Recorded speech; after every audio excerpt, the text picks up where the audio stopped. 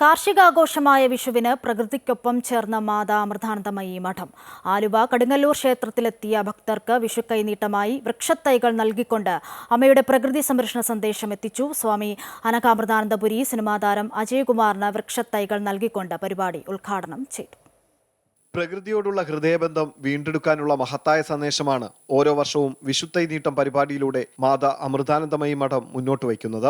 ഈ വിഷുദിനത്തിൽ ആലുവ കടുങ്ങല്ലൂർ നരസിംഹ ക്ഷേത്രത്തിലെത്തിയ ഭക്തർക്കും ഇതേ സന്ദേശം പകർന്നാണ് സ്വാമി അനഘാമൃതാനന്ദപുരി വൃക്ഷത്തൈകളും പച്ചക്കറി തൈകളും നൽകിയത്. അനേകം സന്ദേശങ്ങളിൽ ഒന്നാണ് പ്രകൃതിയെ സംരക്ഷിക്കുക, പരിപാലിക്കുക.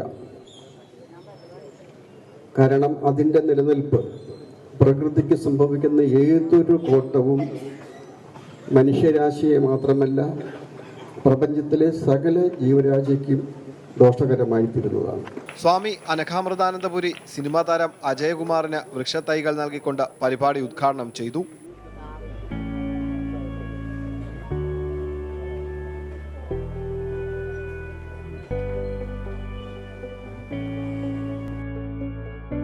വിഷുദിനത്തിൽ ഏറ്റവും മഹത്തരമായ സന്ദേശമാണ് അമ്മ ജനങ്ങൾക്ക് നൽകുന്നതെന്ന് അജയകുമാർ പറഞ്ഞു. എൻ്റെ ജീവിതത്തിൽ ആദ്യമായിട്ടാണ് വിഷുവിന് കൈനീട്ടം കൊടുത്തിട്ടുണ്ട്, പക്ഷേ തൈനീട്ടം ആദ്യമായിട്ടാണ്.